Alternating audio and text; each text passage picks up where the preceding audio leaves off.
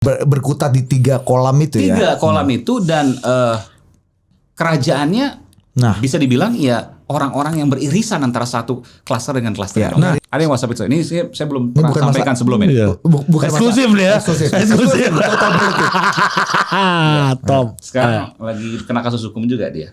Wah, siapa nih Mas? Dulu sejak itu Pak Ahok gak mau diwawancara lagi sama gua. Kok gue disalahin sih? Gak mungkin ketika misalnya ada keputusan katakanlah keluar dari satu institusi kemudian pindah ke institusi lain, itu gak mungkin gue pikirin. Oke. Pasti pikirin. Dan yang gue pikirin apa? Sekali lagi, value.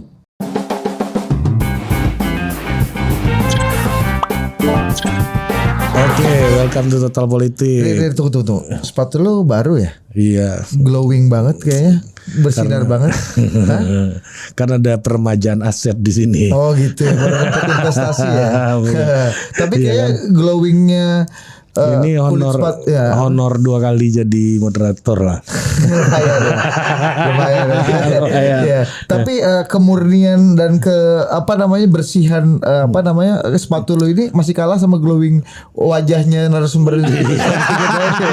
Ya pasti bos, ya pastilah. Gue tadi coba ngaca nih di kaki lu itu masih buram. Ngaca di wajah beliau nih lah lebih cerah muka betul gua. Bos, memang manusia yang dirawat sama yang enggak tuh memang harga beda bos. Iya. Dan ini dirawat, casing bagus, isi ada. Iya. Biasanya kadang-kadang kalau kita beli kepitingnya udah gede nih, dalamnya kopong. Iya betul. Kalau kata Panji, ini jangan. Ini openingnya ini kalau dibiarin Mas itu bisa 8 menit sendiri Mas. Gue tadi mau pulang. Gue datang ke sini mau diwawancara bukan mau di roasting. Aiman Wicaksono. Lu kasih bener dulu tuh. Kasih bener dulu tuh. Ini bos, ini kasih bener dulu mic-nya Mas Aiman tuh. Nah, gitu Mas. Biar ngebas. Iya kan, biar makanya om mengayomi gitu dan kan. ini kita eksklusif bersama Aiman. Gue bukan om-om. Apa? ABG baru gede. Iya. Lebih senang opa apa ajusi nih? Apa itu? Itu Korea lu. Baik nonton CNN Connected lu. Panggil gue mulai hari ini Opa Aiman. Opa Aiman. Itu ditambangnya. Opa Aiman. Opa gitu. Padahal yang sipit gua kenapa dia yang dipanggil Opa.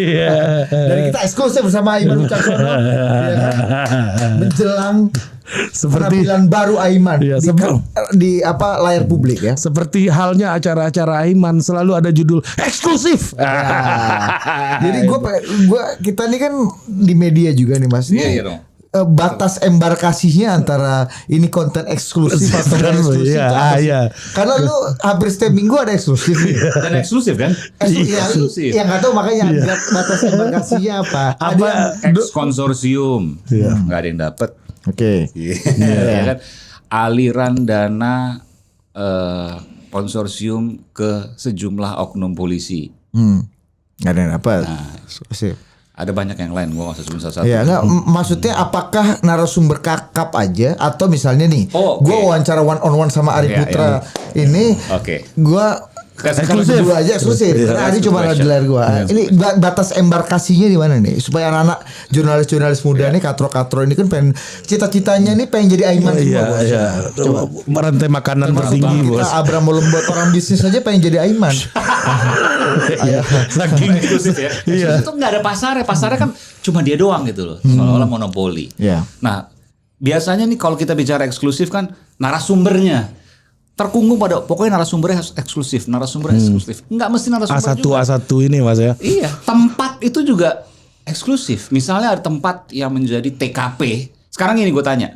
Ketika gue masuk ke TKP kasus Verdi Sambo, eksklusif nggak? Nggak ada narasumber, cuman gue masuk aja. Eksklusif. Eksklusif. Karena nggak ada ya. Bukan lokasi konversi pers. Betul. Ini kayak punya rambut. Lu gori Mas, gondrong gori. Gue gak pernah gondrong umur-umur. Botak sering. Cukur abis maksudnya. Bukan ketangkap ya. Jangan salah. Semakin Anda mengelak, semakin orang tahu ke ini ya. Rekam jejaknya agak kelam di masa lalu. Nakal bos, nanti bisa cerita. Oke, kembali. Nakal mana sama Hilbram Dunar? Sama nakal. Tapi gini ya, jadi bukan hanya narasumber aja, lokasi pun bisa eksklusif. Yang lokasi betul-betul mau dieksplor ya. Kayak waktu itu misalnya masuk ke rumahnya Indra Kents. Di yang Medan. Medan. Iya. Dan gue sempat disomasi tuh. Karena udah di polis line. Di polis line tapi kan gue masuk sama polisi. Oh itu aman dong ya. Iya, jadi gue dianterin gak sendirian. Ada izin lah ya. Ya gue gak tahu kan yang boleh masuk itu kan hanya penyidik ya. Atau orang yang memang diizinkan oleh penyidik. Gak berani dong ada garis polisi terus gue masuk nerobos, nggak boleh, itu melanggar hukum. Ada sanksinya tuh di hukum positif kita. Nah ini kan diantar. Cuma polisinya pada waktu itu nggak mau keambil videonya. Tapi nggak mungkin lah gue bisa masuk ke sana segala macam dengan serta merta, kan ada kepala lingkungan, Kepling ya segala macam yang nunggu, bahkan gue shoot juga. Ya itulah yang terjadi. Nah, tapi akhirnya udah selesai. Dan bahkan kalau ada proses penolakan atau proses negosiasi lu untuk bisa masuk, that's a news kan, that's the story itself. Betul.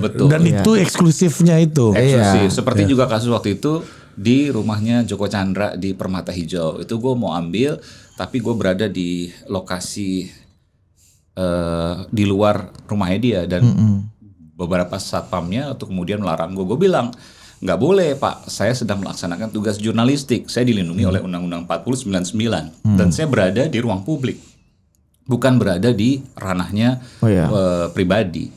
Kalau Bapak melarang saya, maka ada pasal yang bisa dikenakan kepada Bapak dengan ancaman hukuman 2 tahun misalnya. Tapi itu gue nggak sebutin. Gue hanya sebutin bahwa saya bekerja berdasarkan undang-undang pers dan saya punya hak untuk kemudian melaporkan dari sini yang bukan merupakan bagian dari ranah pribadi. Itu aja lutut udah agak bergetar satpam ini ya. Aduh, Undang-Undang 40 belum baca lagi gue. Gue sebagai penegak hukum di lingkungan ini kan merasa dia ada kelewatan satu hukum pidana. Ini. Dulu juga ada kan misalnya wawancara Mas Aiman ngecek KTP-nya Ahok yang waktu maju independen dulu kan. Oh iya sama kan? Teman Ahok. Iya, sama teman Ahok gitu. Iya. Itu eksklusif juga kan. Singgi. Sekarang Singgi sama Pak Luhut. Iya. Halo Singgi. Teman-teman juga.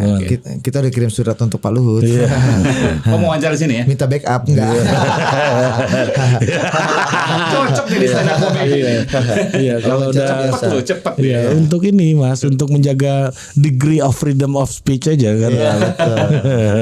Betul. Oh jadi gitu Mas. Jadi eksklusif itu tidak melulu narsum A1, narsum kakap gitu ya. Misalnya iya kan. Misalnya kalau dalam kasus Ferdy Sambo ya Ferdy Sambonya, atau bisa wawancara Putri jadi itu kan. Tapi kan orang nggak ada yang wawancara sama Ferdy Sambo sampai detik ini kan. Makanya maksudnya di mindset orang kan itu. Misalnya kalau wawancara Joko Chandranya, Mas Aiman menganggap bahwa ya kita ada di area sekitar rumahnya Joko Chandra untuk melihat bagaimana situasinya aja, itu part of eksklusif. Di dalam back mind orang kan eksklusif ya lo wawancara Joko Chandranya. Nah, ini penting juga kan nih. Nggak semua orang juga pendidikan tahu. Eksklusivitas ini nih. Betul, nggak semua orang juga tahu rumahnya Joko Chandra itu yang mana sih misalnya gitu kan. Lalu kemudian ada misalnya lokasi kita di TKP atau apapun itu, kan nggak semua orang tahu. Ya orang pengen tahu kan, oh ini rumahnya, lalu kemudian mungkin saja ada di dalam rumahnya. Pada waktu itu belum ditangkap soalnya. Lalu kemudian masih buron ya waktu itu ya. Lalu kemudian berusaha untuk coba wawancara gitu kan bisa aja. Sebenarnya yang utama itu mau wawancara, ya ketok-ketok dengan baik dan lain sebagainya. Jadi selalu kemudian turun ke lapangan untuk kemudian bicara soal kondisi real. Nah itulah yang kemudian terjadi. Meskipun waktu itu yang nggak pakai eksklusif juga sih rumahnya Joko Chandra itu. Nah itu kan berarti ada juga yang biasa aja gitu kan Mas. Karena durasi cuma sedikit dan nggak banyak yang bisa dieksplor pada waktu itu. Tapi kalau seandainya itu misalnya Data benar. Ya. Misalnya Joko Chandra ada di dalam gitu kan, dan dia sempat keluar, kita nangkep kamera, itu eksklusif. Oke. Walaupun nggak wawancara. Betul. Nah, ada juga Mas Aiman misalnya gini. Iya. Salah satu frame eksklusifnya Mas Aiman yang banyak juga diperdebatkan gitu misalnya ya. Lu kan wawancara misalnya koordinator IPW gitu ya. Itu kan maksudnya itu kan Ari pun mungkin bisa mengakses gitu koordinator IPW. Tapi kan eksklusifnya adalah konten wawancaranya kan. Ada informasi-informasi barunya misalnya yang publik nggak tahu dan paling baru. Misalnya. Iya. Dokumen yang kemudian artinya bukan hanya orangnya kan Mas ya. Bukan. Orangnya mungkin bisa diakses sama jurnalis siapapun gitu. Cuma isi dari wawancaranya. Dokumennya itu didapat nggak dengan yang lain? Nah, kenapa kita bisa dapat? Aiman bisa dapat misalnya. Karena pendekatan pribadi, keyakinan dan sebagainya. Lu tau nggak? Setiap minggu itu kami ya di program Aiman itu kedatangan hampir setiap hari satu lah. Jadi kalau setiap minggu mungkin sekitar 5 sampai 7. Taruhlah misalnya setiap hari satu. Surat amplop coklat isinya untuk dibongkar kasusnya, dikawal kasusnya dan lain sebagainya. Udah kayak ombudsman Komnas HAM kita. surat kaleng ini ya. Ada pengirimnya. Oh gitu. Ada. Mereka makan di dalamnya tuh tebel ya. Itu kalau kita tuh kalau membacain semua tuh nggak mungkin banget. Karena kasusnya macam-macam, ada yang udah di pengadilan, ada yang masih diproses di polisi, ada yang udah di kejaksaan, macam-macam lah ya. Tapi mereka sertain tuh KTP-nya segala macam detail. Kayak Hotman Paris 911 gini loh. Iya. Sebenarnya bisa bikin konten sendiri tuh harusnya. Ya kan? Ada beberapa itu konten sendiri loh membahas aspirasi ini kan pengaduan kan. Betul. Ya itu luar biasa sih. Sampai sekarang pun saya sudah resign dari Kompas TV. Itu saya ditelepon, "Mas, ini ada oleh warga, masyarakat. Dari sekretariat redaksinya. Mas Aiman, mohon izin ini mengganggu, maaf. Ini ada surat Mas, masuk 1, oke. Coba dilihat fotoin dari siapa, oke. Oh ya biarin aja taruh situ, nanti aku telepon ke, kan ada mantan eksekutif produser Aiman dan sebagainya, aku bisa koordinasi ke mereka. Ada lagi setiap hari, oke. Kalau ada surat kasih aja ke Ana tuh produser eksekutif, kasih aja langsung ke Ana karena sekarang Ana yang pegang gitu. Nah, jadi gitu, jadi luar biasa, emang harapannya tuh luar biasa, bukan hanya mereka nonton, tapi interaksi warga luar biasa. Belum lagi di media sosial. Di media sosial itu kalau dibuka sekarang nih banyak banget nih. Kalau saya buka banyak banget. Tapi kan saya hapus-hapusin ya, minta ini, minta itu, atau ngasih tahu kasus ini, ngasih tahu kasus itu. Kadang kan saya telepon tuh. Kalau yang ini menarik gitu ya. Udah kayak anggota DPR ya sebenarnya kerja. Ya ombudsman, Komnas. Kalau anggota DPR itu lebih ke ngasih proposal. Kalau dia mengadukan problem. Ada juga yang ngadu. Ada. Ngasih proposal ada. Lu jangan. Mas Aiman juga ada. Terima pengaduan kan banyak juga. Lu jangan remehkan Mas Aiman. Mas Aiman juga ada yang ngajuin proposal juga. Ada. Iya. Untuk balap karung ini. Sunatan anak. Nah, Mas, ini diskusi sama Mas Aiman kurang lengkap kalau kita nggak membahas soal Sambo nih, ya kan? Ya kan, ini di mana-mana lah. Ini kepantasan lah kita bahas karena meskipun udah dibahas di semua podcast. Ketika FS muncul top of mind publik Aiman gitu kan, salah satunya ya top of mind lah. Karena hampir 3 bulan tuh konsisten main itu terus. Hanya diselingin satu waktu itu kasus karyawan Bapeda di Semarang ya. Bapeda di Semarang yang sampai sekarang belum terungkap yang dia meninggal karena diduga tahu korupsi besar kan ya waktu itu kan. Itu hanya diselingi oleh satu itu. Ketika main satu itu aja, padahal itu kasus gede loh. Sampai sekarang belum terungkap ya, sampai detik ini minimal. Itu ditanyain, Mas Aiman kenapa lupakan kasus Sambo? Jangan ditinggal, harus dikawal. Kenapa? Ada ini, ada itu, ada ini. Wah, udah luar biasa lah. Jadi aspirasi publik malah minta Mas Aiman kawal terus kasus Sambo ya. Iya. Nah, ini kan ketika itu informasi itu begitu banyak Mas. Tentu di mejanya Mas Aiman banyak surat-surat juga yang masuk gitu. Ya kan? Dan semua media waktu itu pengen breaking the news gitu ya. Berlomba eksklusif. Iya, berlomba-lomba untuk eksklusif gitu. Dan Mas Aiman sendiri masuk di kasus ini lewat pintu mana sih, angle-nya waktu itu ketika semua orang membahas itu, Mas? Nah ini saya informasikan, justru malah untuk kasus Sambo nggak pernah ada surat atau apapun yang dikirimkan sebagai bentuk informasi. Oh, nggak ada. Semuanya level middle up, dalam artian lewat media sosial, atau biasanya lewat kenalan-kenalan yang lalu kemudian mereka kirim email atau bahkan telepon langsung. Dan itu macam-macam, nggak hanya dari satu pihak, dari purnawirawan banyak, nggak cuma satu ya, kalau banyak kan lebih dari 2 berarti. Dari polisi internal aktif banyak, dari deep throat dari dalam ini ya. Dari institusi negara yang lain saya nggak usah sebutkan ya, banyak. Apa tendensinya apa? Nuansa aspirasinya apa? Ya mereka kasih data, kasih info, meskipun itu data mentah yang harus kita cek lagi. Dan saya harus katakan 90% data yang disampaikan oleh mereka itu benar. Karena mereka kan memang orang terdidik dan terlatih kan. Nah, tapi ada yang bilang gini, Mas Aiman, kasus Sambo tidak mungkin terungkap apabila tidak ada internal competition di dalam tubuh Polri sendiri. Mungkin saja. Seperti yang mau nyuplai informasi ke Mas Aiman, kemungkinan nih bagian dari kompetisi kan. Ada 2 hal kalau saya lihat. Ya saya sih nggak mau kemudian menggebiah-uyah bahwa mereka tuh kelompok yang berseberangan. Bisa juga kan masih banyak kok polisi-polisi yang baik, polisi-polisi yang lurus, polisi-polisi yang sederhana. Masih banyak yang punya integritas. Tapi kan bisa jadi polisi yang sederhana lawan yang tidak sederhana. Bisa aja internal competition. Enggak apa-apa. Kompetisinya bisa seperti itu. Bisa aja terjadi. Tapi yang jelas ada banyak kepentingan, termasuk yang tadi Bung Ari katakan, yang berseberangan, mungkin yang nggak dapat lapak atau yang mungkin nggak dapat kesempatan sekolah, yang kenaikan pangkatnya jauh lebih lambat dibanding yang kelompoknya Sambo, bisa aja. Meskipun ada juga yang mereka memang ingin tubuh internal kepolisian tuh lebih baik, lebih bersih, dan lebih berintegritas. Tapi kan artinya ada patron-patron ya di dalam kepolisian ya kan. Klien patron ya. Iya, patron klien gitu kan. Ini orangnya siapa? Oh ini geng ini, ini geng itu ya. Ini kan indikasi bahwa institusinya tidak bekerja dengan optimal. Ada juga yang mereka, saya tahu betul mereka bekerja lurus. Dalam artian mereka nggak melihat siapa pimpinannya, tapi mereka Satya Prabu. Kali polisi ada Satya Prabu, jadi taat pada pimpinan lah. Nah, ada juga yang seperti itu yang mereka nggak mau, kan karakter orang beda-beda. Ya, saya tuh nggak suka, saya pribadi nggak punya patron yang harus diikuti terus ya. Dalam sisi dunia lah, enggak. Akhirat ada tapi ya. Harus dong kalau itu. Gimana? Orang nggak bisa. Orang nggak bisa sholat banget dong. Pertanyaan lo bos. Itu eksklusif banget dan mengagetkan sekali pertanyaan Anda. Harus dong. Luar biasa. Sholat tuh kan nggak ada di Quran. Sholat tuh harus ikut hadis kan begitu kan. Rasulullah SAW itu kalau kita bicara, tapi kita nggak bicara itu ya.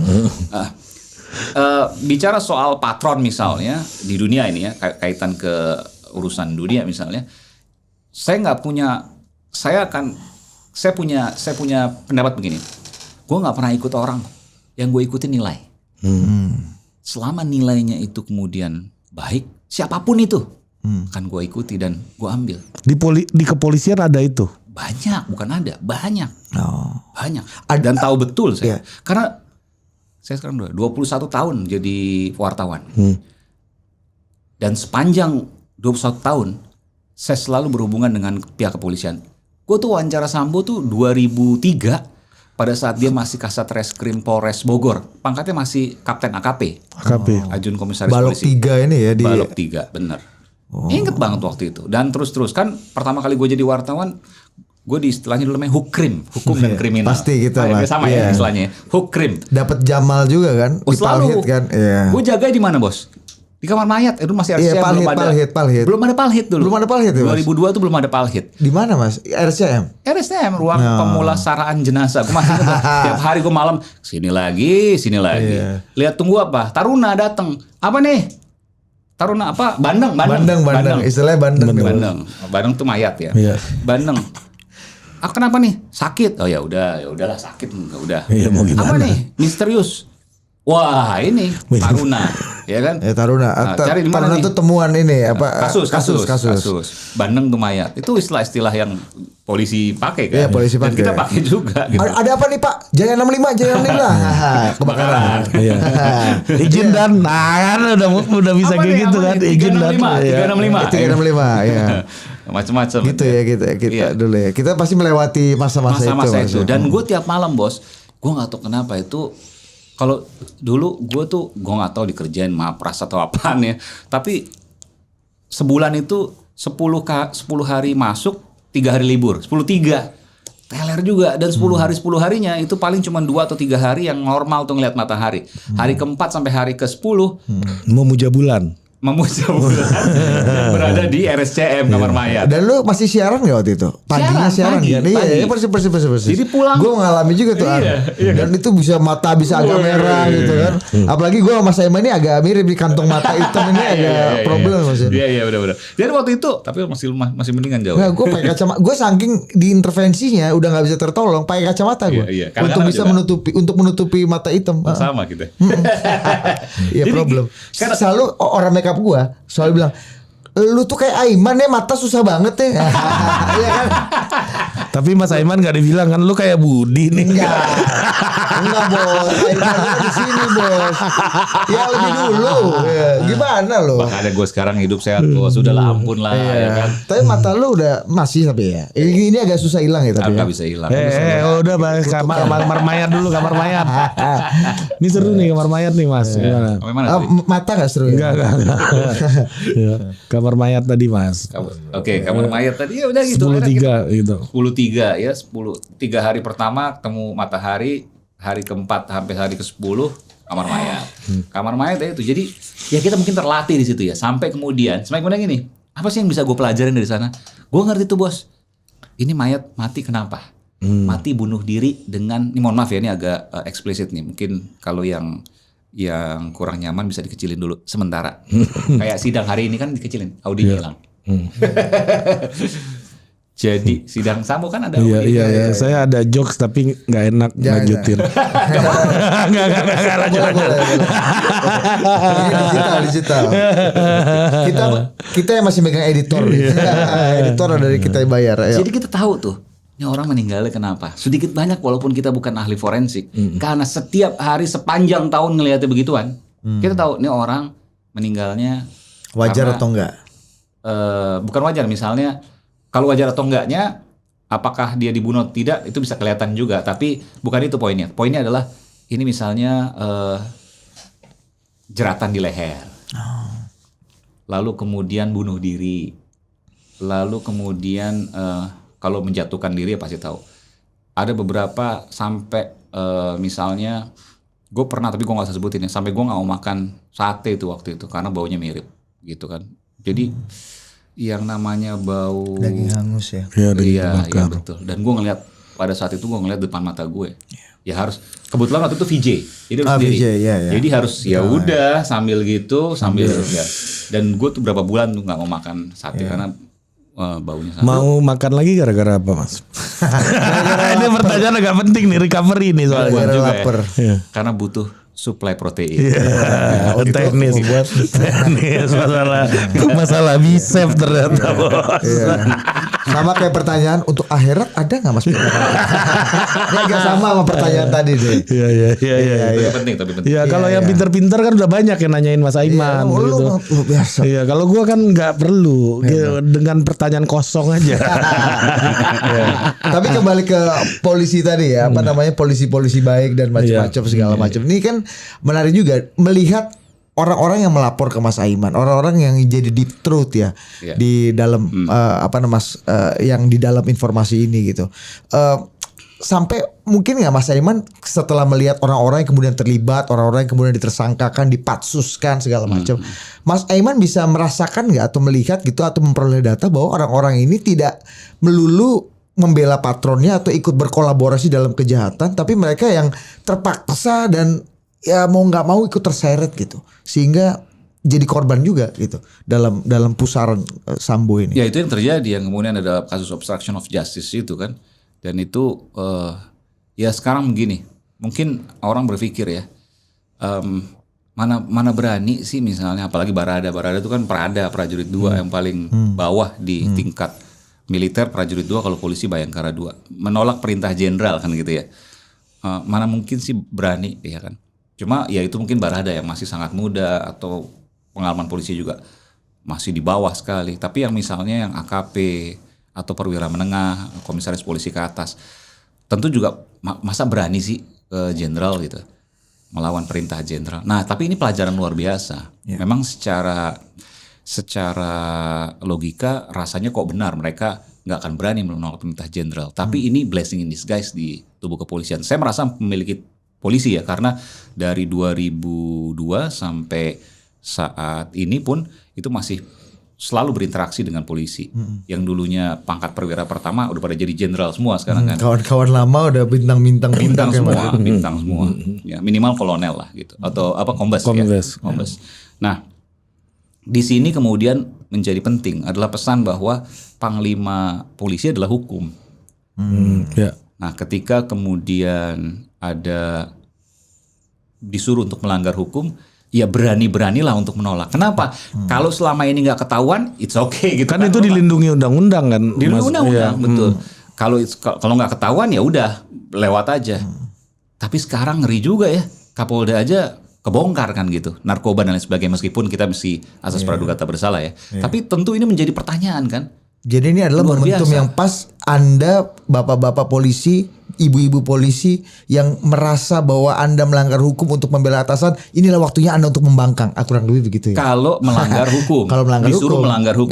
Iya, karena panglima tertinggi siapapun ya kita hukum.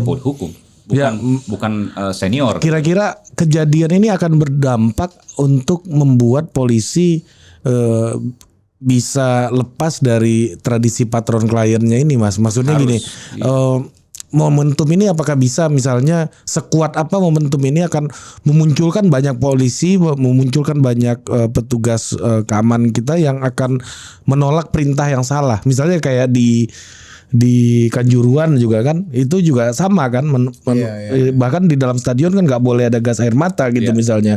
Itu kan perintah yang salah. Tapi masalahnya seringkali juga menjadi prajurit juga di sisi yang lain dia kan nggak tahu perintah ini kadang-kadang bertentangan atau enggak sama peraturan dan undang-undang gitu. Dia cek juga mungkin gitu sebagai aparatus gitu. Hukum bagi sebagian prajurit mungkin ya itu perintah atasan. That's the law itself. Dan atasannya harus tahu bahwa itu boleh do and don'ts-nya di seperti itu. Tapi sebenarnya kan ketika kita bicara logika, meskipun kita bicara ada juga panik dan lain sebagainya. Ya karena takut semua turun dan sebagainya. Tapi ketika itu kemudian dilemparkan ke tribun, kan bottleneck. Keluarnya pintunya cuma satu, kecil, dengan orang yang ratusan bahkan ribuan seperti itu kan ya nggak tahu ya, harusnya itu menjadi sebuah pemikiran juga. Kenapa kemudian dilemparkan ke tribun dan lain sebagainya. Meskipun kalau nggak dilemparkan ke tribun sekalipun, misalnya di lapangan, anginnya mengarah ke sana kan sama aja. Pasti yang wartawan udah pernah ngerasain gas air mata nih. Iya, udah dong. Gue udah pernah 14 gue. Oh 14, oke. Gue macam-macam 14 waktu Bawaslu macam-macam lah. 212 ya. 212. Lengkap Mas Aiman nih. Mas Aiman dari 21 tahun, Bos. Itu Bos, jarak 100 meter lebih lah. Kalau anginnya ke kita, kena kok perihnya. Iya. Kena kok. Odol-odol Pepsodent itu enggak ngaruh, Bos. Enggak ngaruh. 200 meter bahkan 200 meter kok. Kalau anginnya ke kita, kena. Enggak enak itu di pernapasan, enggak enak. Napas enggak enak, mata merah, keluar air mata. Nggak enak. Nggak rasional langsung kita, Mas ya. Apalagi ngelihat asapnya di situ. Kaleng kan di kaleng tuh. Kalengnya di situ. Oh, lu dari deket, Mas ya? Gue waktu itu jauh sekali tapi nggak enak betul. Gue sih nggak pernah sedekat 1 meter 2 meter, tapi berapa meter ya? Sekitar mungkin ya 30-40 meter. Apalagi di Kanjuruhan yang kecil ya. Ini sih kebuka kalau gue kebuka sih. Sebagian, tapi yang VIP kalau nggak salah ada tutupnya itu. Nah, tapi kan pintu keluarnya kan dia ke bawah tuh. Dia ke bawah kan, ke bawah dan dan itu luar biasa. Aiman udah bikin ini kalau di CNN itu namanya CNN Go There. Kalau Aiman kan ke sana gitu. Aiman udah ke Kanjuruhan, Mas. Konsisten di Sambo. Istiqomah di Sambo. Nah, ini kita kembali lagi nih, Mas. Sambo. Nah, ini kenapa, Mas, misalnya perspektifnya waktu itu makin melebar ke konsorsium, kemana, yang akhirnya membuat orang bingung kepada substansi isunya sendiri. Jangan-jangan karena kekreatifan Mas Aiman mengembangkan isu ini, malah kita lupa substansi yang sebenarnya, yaitu ini kriminal murni, pembunuhan aja gitu. Justru itu jelinya. Bukan aja sih pembunuhan satu kasus maksudnya. Itu jelinya Aiman. Bukan Aiman Ya, bukan gue ya, tapi tim Aiman. as a program ya. Emang agak susah sih Manunggaling ini. Orang dan program. Ya, kayak Ahmad Dhani sama Dewa lah ini ya.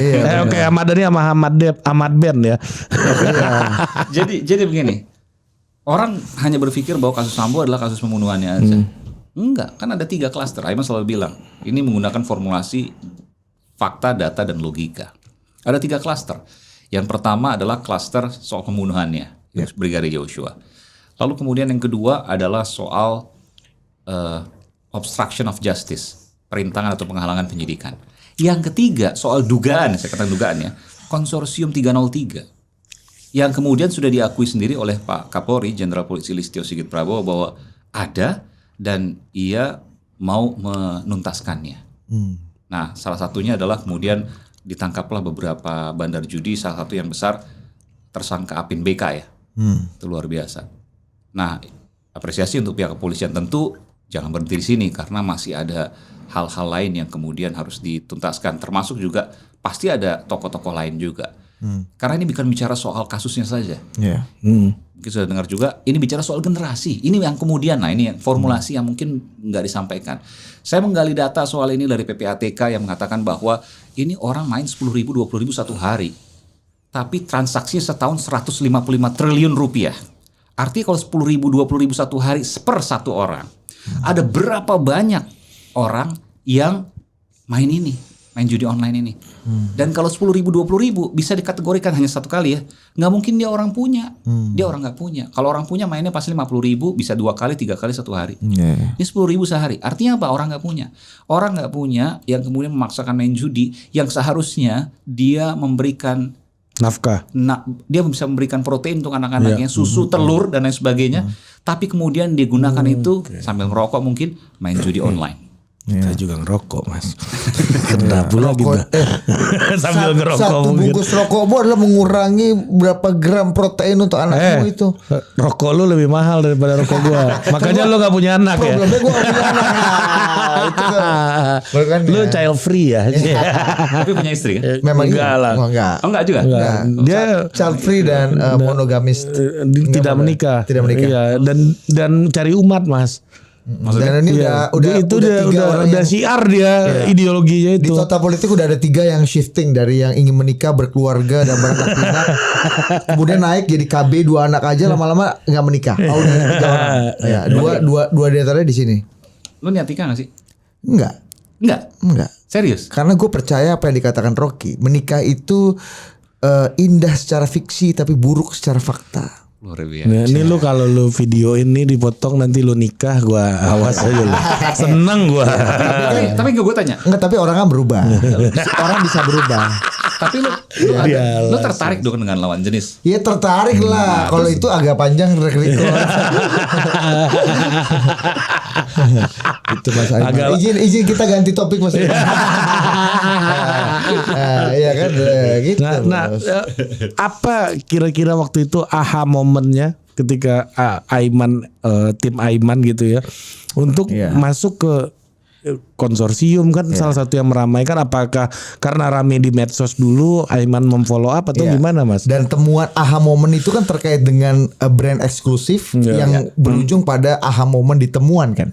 Kita nggak pernah ngambil arus yang sudah ada sebelumnya, apakah di media sosial atau di yang lain. Selalu kita cari ada titik tertentu, ini harus kita kembangin. Contoh tadi 3 klaster, itu kan nggak ditemukan di media manapun, gitu kan. Orang bingung, ini orang selalu bingung kan.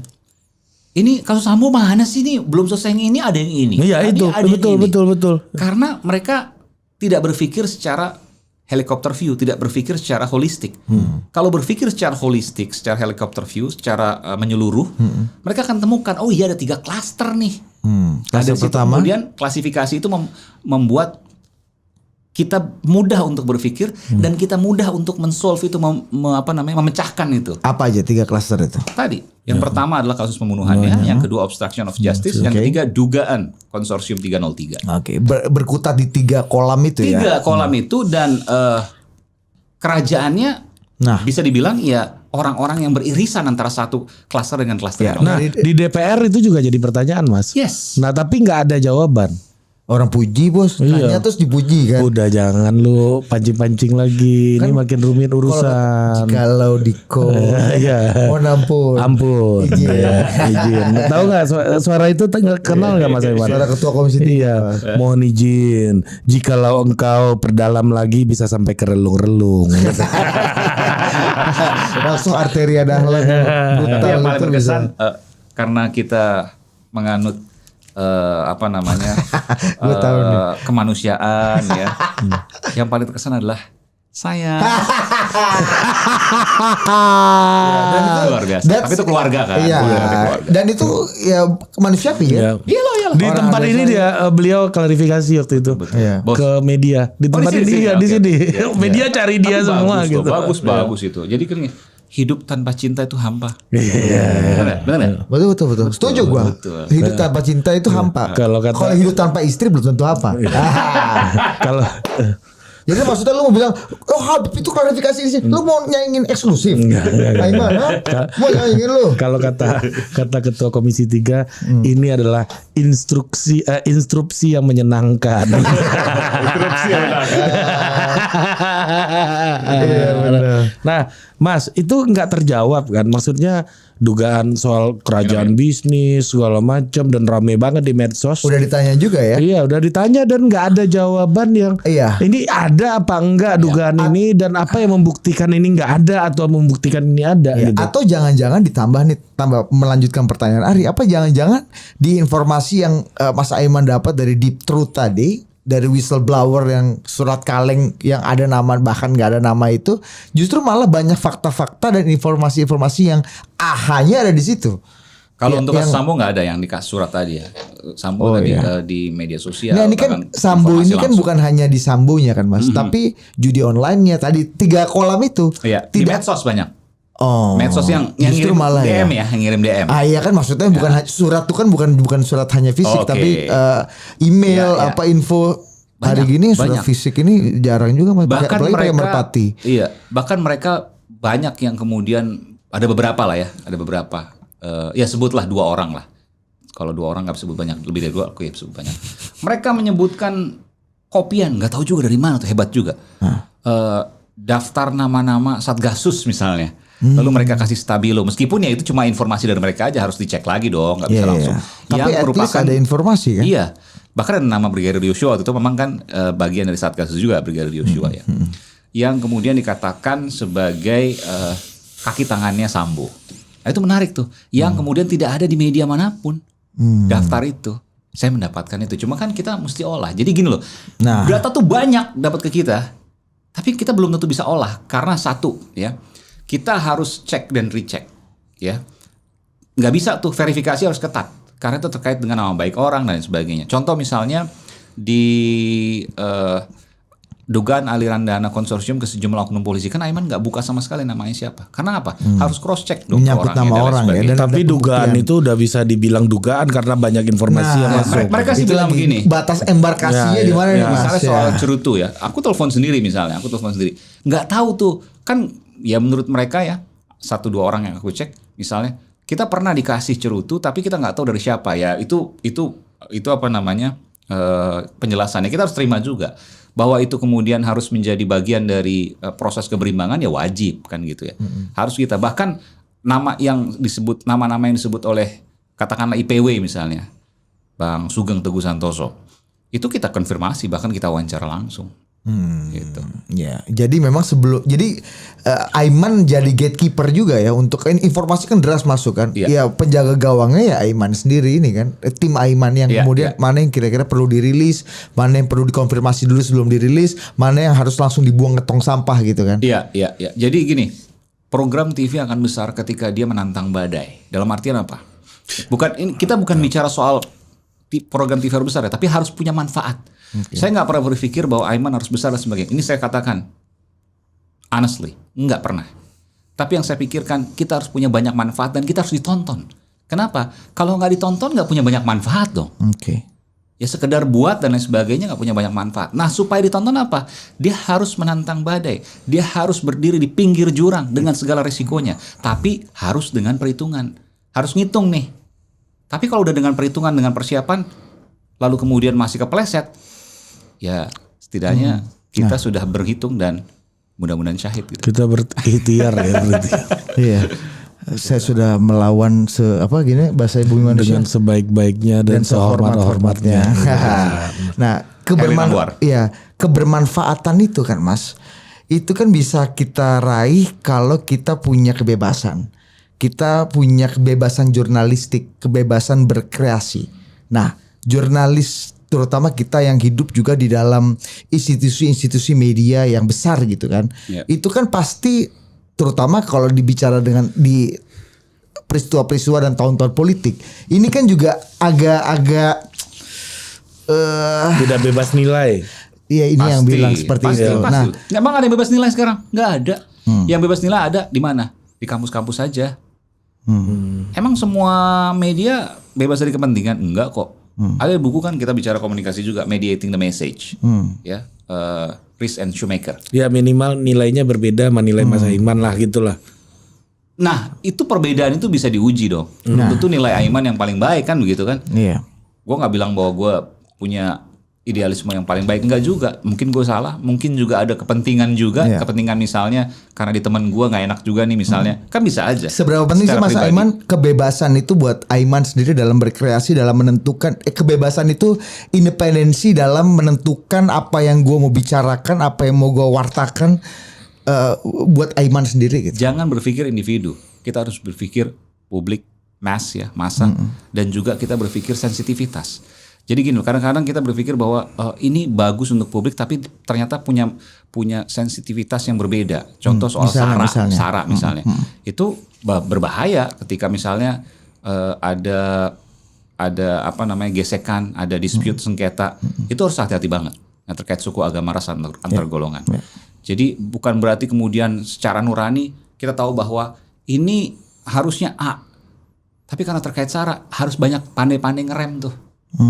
Karena gampang banget dibakar yang namanya SARA, gampang banget dibelokin, gampang banget dihasut dan lain sebagainya. Karena kan kalau kita bicara soal teori politik kan ada selalu namanya free rider, yang kita nggak tahu dia tuannya siapa. Tuannya adalah yang bayar dia paling besar gitu kan. Lalu kemudian dia bisa melakukan apa saja untuk hal-hal seperti itu, dan pasti selalu ada di dalam setiap fenomena. Ada orang yang punya ideologi yang kokoh. Ada orang yang kemudian punya ideologi kokoh tuh dalam artian bisa dia kanan, bisa tengah, dia kiri, terserah lah gitu ya. Itu kan pasti ada warna-warna seperti itu. Tapi ada juga orang yang kemudian free rider, dia bisa ke kanan, bisa ke tengah, bisa ke kiri sesuai dengan kepentingan dia. Nah di tahun politik ini Mas, kan kita 2 tahun lagi masuk pemilu nih. Ini udah masuk tahun-tahun politik kan. Dan ini juga bentar deh, sebelum ke tahun politik ya, gue ada satu penasaran juga. Oke, silakan. Kan Mas Aiman tadi cerita di awal masuk kamar mayat, udah ngerti bahasa-bahasa polisi tadi kan. Masuk Budi juga udah ngerti bahasa-bahasa yang lazim digunakan gitu. Nah, kan bahkan tadi bicara soal pernah wawancara FS ini sejak jadi masih sampai jadi bintang 2, sampai jadi Kadif Propam ada kok. Ada. Iya kan, ada semua di semua tahapan karir FS kayaknya ada Mas Aimannya gitu kan. Nah, pertanyaannya gini. KBP juga ada. Setelah 3 tahun intensif gitu ya mengawal kasus FS ini Mas. Ada yang beda nggak antara Mas Aiman dan teman-teman di kepolisian gitu? Masih beda gimana? Ada yang berubah mungkin, ada pandangannya ke Mas Aiman. Lebih singit atau lebih baik? Lebih gitu. baik. Iya. Kalau gue sih ngurus ke polisi jadi lebih cepat nih Mas. Gue ngurus kemarin surat kehilangan. Ini efek Sambo ini. Iya, setelah Sambo ada kehilangan keluarga. Kan ngurus surat kehilangan tuh. Ini mantap nih pelayanan. Gimana Pak? Jadi lebih public services kerasa. Kerasa banget. Salam presisi. Ya kan? Salam presisi. Ada juga. Nah, tapi kan gue yang penting gue diterima dengan maksudnya kita ngeliat kerasa beda gitu. Ya, kalau Mas Aiman kan kayak waktu Pak Ahok jadi Mas Aiman kan gitu. Punya enggak juga lah. Ngapain bawa Ahok lo? Maksud gue kan Mas Aiman punya personal relation gitu dengan orang-orang ini. Apakah ada yang tadinya jarang? Lebih dekat. Oke. Lebih dekat. Jadi justru malah kalau geng Sambo nggak dong Mas? Enggak juga sih, enggak juga. Cuma mereka justru malah lebih dekat dengan segala pendapatnya ya. Iya. Dengan segala interestnya juga kan. Dengan segala kepentingannya juga. Tapi nggak apa-apa kan kita nggak apa-apa, iya betul. Belum tentu dengan kepentingan itu mungkin dia salah, enggak juga. Memang mungkin itu yang disampaikan benar. Tinggal kita bagaimana kemudian meng-cross checknya. Jadi gue tuh seneng dengerin informasi dari mana-mana. Tapi harus gue cross check gitu loh. Iya. Nggak kemudian ditelan mentah-mentah. Enggak. Tapi nggak ada yang ini Aiman mencelakai kita nih, mencelakai institusi kita dengan dia mengeksploitasi ini terus gitu. Bahkan misalnya. ada yang menyebutkan 80% dukung, 80% internal Polri dukung Mas Aiman. Besoknya dia minggu depannya dibilang 90% sekarang udah naik Mas. ini SMRC. Litbang Kompas. Saya bingung cara ngitungnya gimana. Litbang Kompas. Bapak, ini saya survei di polsek saya. Ini kita jangan bicara soal terlak dari bercanda, Mas. Ini kan semangat ya, betul. Siap, gue sebutin itu. Siap jenderal gitu. Ya, setuju. Tapi itu kan juga energi buat kita ya Mas. Mungkin dia mau beri semangat. Mungkin dia mau beri semangat. Ya Bang. Iya. Itu secara harfiah itu maknanya. Dia mau beri semangat. Terus. 80% Mas Aiman. 80% yang dukung Mas Aiman gitu. Itu kayak ini kalau pengalaman Ari nih Mas sama istrinya. Ma aku Bu Ibunda aku pergi dulu ya. Pergi aja. Mantap pergi ya. Atau ada kawan. Ada satu kawan cerita begini. Dia ada apa namanya sama istrinya dia bilang ya udah karena udah kesel sama kawan ini ya udah ayah poligami aja. Beneran bawa katalog dia ke istrinya. Iya. Harusnya kan enggak kok, ayah cuma ibu aja kan, harapan istrinya dijawab kayak begitu kan. Dia beneran nih. Ya udah dia bawa katalog nih orang-orang. Jadi ini super Semarang dimanfaatkan Soeharto untuk membungkam dan menurunkan Soekarno gitu lah Mas modelnya. Ya, ancaman soal ancaman-ancaman apa yang 21 tahun Mas beririsan terus dengan bahaya. Pujian tentu kita bisa bicarakan dan bisa ini kan ada 90% dan naik survei Mas Aiman. Yang 10%-nya ini gimana gitu 10% kan? 10% kan injak lutut juga kadang-kadang. Kita pengen share nih. Yang mungkin lu bisa share yang misalnya yang udah terlalu lama jadi udah sejarah itu kan setelah 10 tahun kan udah expiredity-nya udah selesai gitu. Yang 10% ini ada respon enggak? Ancaman sih enggak ada kan. Kalau dulu ya paling surat kaleng ya ada. Kalau yang liputan-liputan di bawah seperti manusia pipa misalnya dibawain golok ada gitu kan. Yang di Tanah Abang yang akhirnya kemudian dirapikan setelah Aiman liput sana oleh Pak Ahok. Waktu itu. Ya, benar Pak Ahok berarti. Ini sih emang. Ya. Tapi Aiman liput dulu di sana. Pak Ahok harus diaimankan dulu, baru bergerak Pak. Oh iya, Mas ngomong-ngomong cerita di tentu bukan Mas Aiman yang ditai-taiin ya. Tapi wawancara eksklusif sama Pak Ahok live DPRD waktu itu. Iya tentu. 2014. Tapi Mas Aiman mukanya udah agak keresahan tuh. Pak ini live Pak. Iya salahin aja. Coba. Salah Anda kenapa Anda live? Iya. Coba kasih dulu cerita ke publik Mas. Halo publik. Ketika ada Gubernur DKI Jakarta ngomong tai, ini memang apply kalau bukan tai, gitu kan kurang lebih begitulah ya. Ini digital Mas, jadi boleh ngomong tai di sini. Iya, dia bilang punya kemaluan nggak gitu kan? Ada ya? Ada. Kemaluan tuh nggak tahu ya artinya tuh kemaluan. Organnya disebut nggak? Enggak. Maksudnya ya nggak tahu deh, pokoknya ngajakin berantem kan waktu itu ya. Ya intinya begitulah. Cuma saya memang nggak nyangka juga karena kan nggak mungkin lah masa pejabat publik live pula gitu kan, kita udah kasih tahu live tapi ternyata memang ya berbeda, karakter orang kan berbeda-beda, meledak-ledak dan sebagainya. Saya sama loh bintangnya zodiaknya sama Pak Ahok. Apa Gemini? Cancer. Oh Cancer. Jatuh ya. Sama. Terus Mas. Ya tapi kan sekarang Pak Ahok udah jauh berubah ya katanya.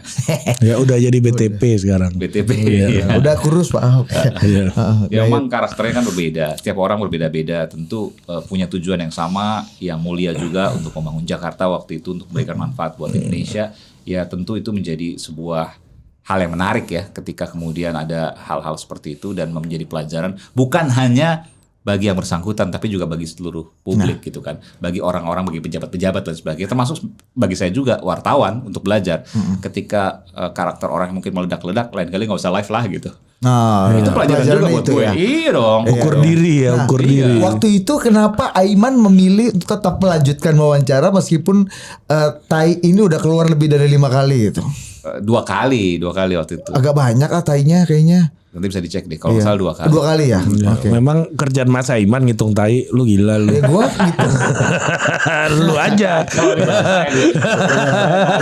Dia pakai statistik lagi. Inflasi berarti terjadi inflasi tai di sini. Ini digital masih gini Mas.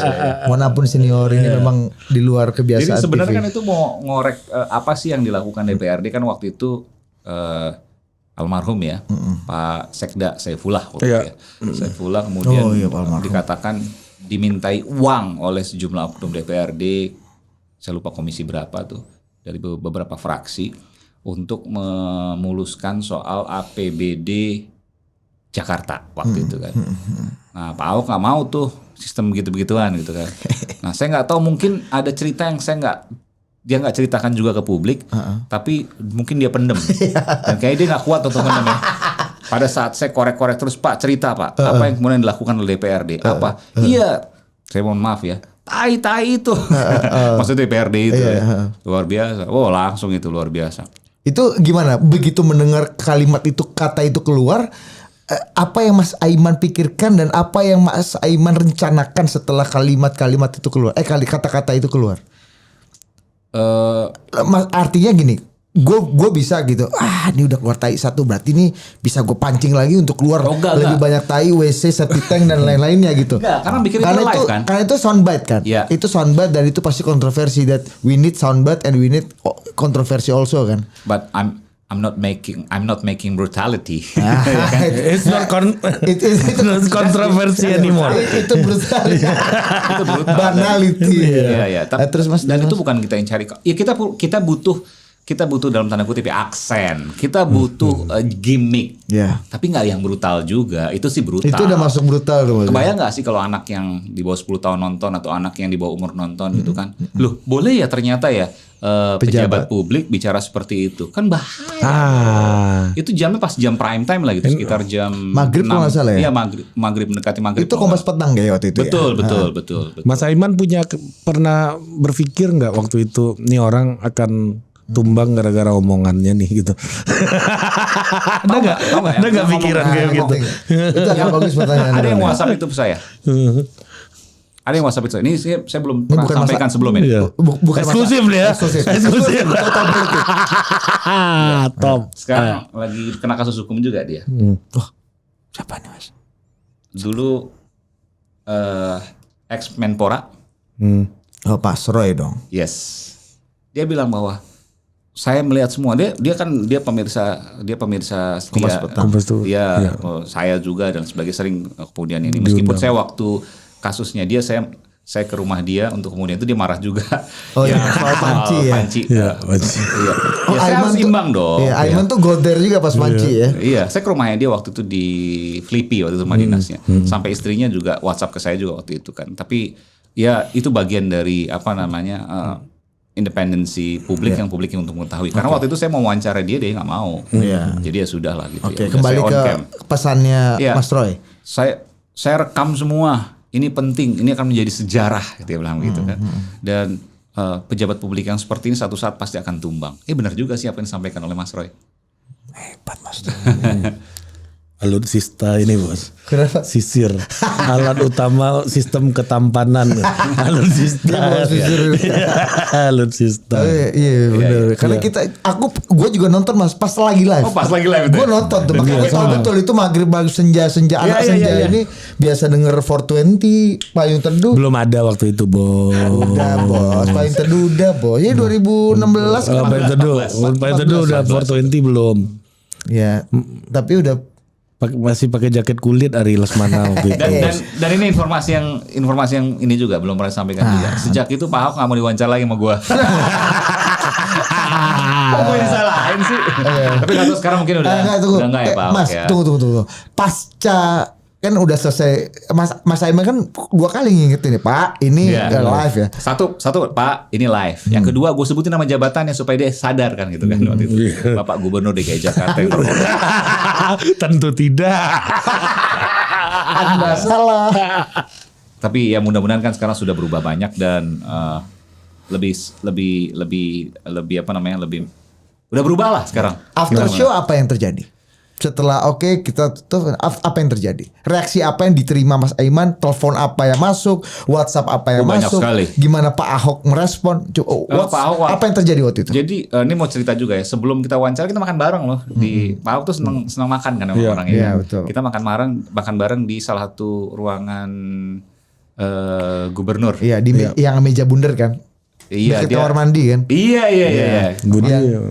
Ini bos. Iya. Tempat lu itu kan? Yang Bang Yos punya legacy ini. Iya. Ya, nanti gue cerita ada legacy bagus tuh. Ya, kita makan, kita ngambil ngobrol segala macam. Nah udah setelah itu wawancara, kejadian itu. Nah setelah kejadian itu ya udah Pak Ahok langsung ninggalin. Jadi gak sempat ngobrol lagi. Oh jadi reaksi apa namanya asisten-asistennya Suni Tanuwijaya atau siapa gitu? Sakti sih mungkin Sakti, Mas ya. Sakti ya. Waktu itu Mas Sakti hanya bilang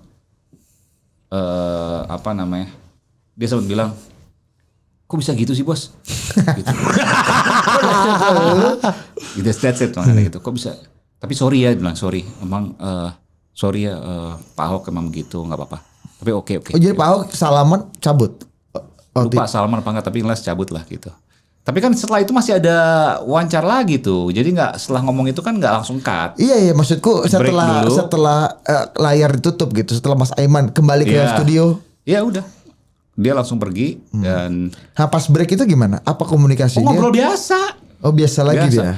Biasa mungkin saya sih coba untuk membaca ya. Ketika itu dia mungkin merasa aduh gue salah nih gitu. Pasti kan setiap orang harus gitu. Ya kan? Kayaknya gue salah nih.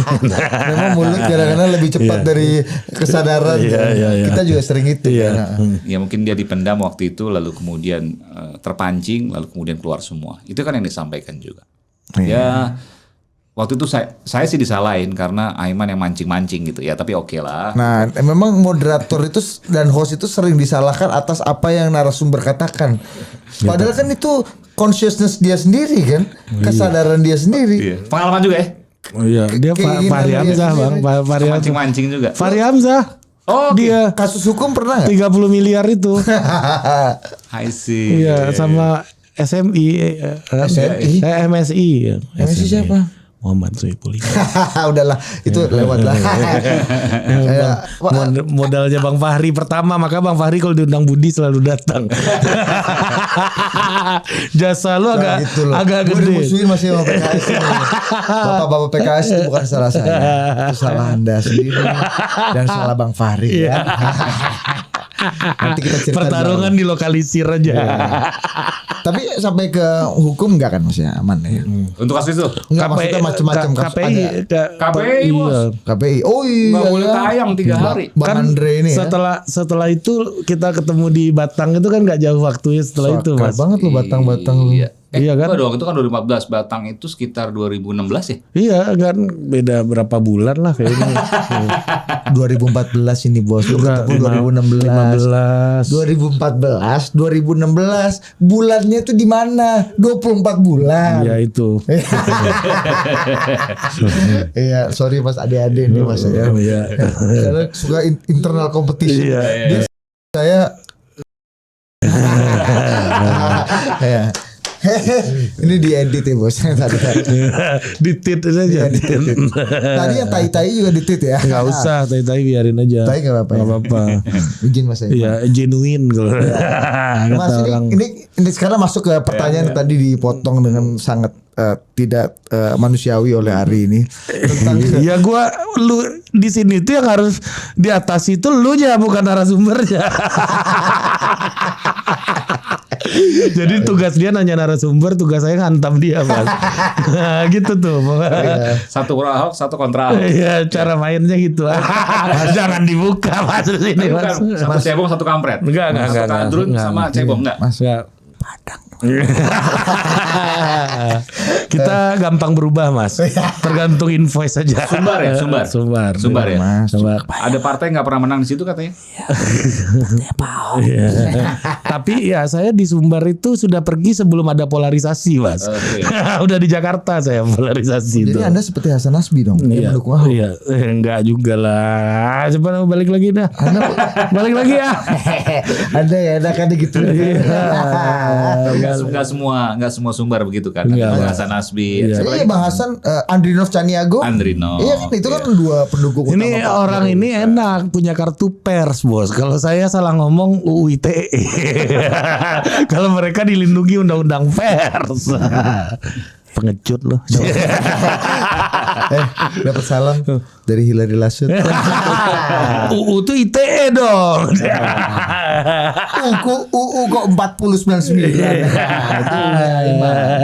Kalau dia UU ITE lebih gagah. Dia masa lebih gagah dari kita ini. Lebih gagah bos. Habis bos. Ini paling di mediasi di dewan. Gue itu penjara bangga. Gagah bangga juga bos. Itu kayaknya nikmat. Gue kayaknya mau ngurus kartu pers kayaknya. 4099 maksimal 2 tahun. Tuh lumayan kok. Itu 5 tahun lebih. 9 tahun bos. Karena kan bisa langsung ditahan. Iya. 2 tahun nggak bisa langsung kita ditahan. Kita proses mediasi kan panjang. Makanya Anda freedom of speech agak tinggi. Iya. Makanya nih mana sweater merah gua nih. Tapi lu harus bangga dong. Lu lebih berjuang. Kalau terzolimi itu lu lebih dalam di zoliminya. Kalau misalnya nanti masuk ya. Udah balik lagi ke Mas Aiman dah. Mas ini mengenai masuk tahun politik. Nah, gue pengen nanya hal yang agak prinsipil. Seberapa penting kemerdekaan berekspresi bagi seorang Aiman? Lu gua kira pertanyaan lu apa? Kalau kita bicara biasa aja.